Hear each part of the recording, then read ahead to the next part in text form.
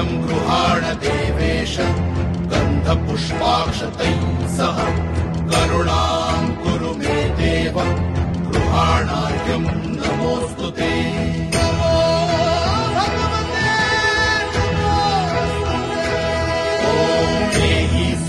सहस्रांशो तेजो राशे जगत्पते अनुकम्पय माम् भक्त्या गृहाणार्घ्यम् नमोऽस्तु ते।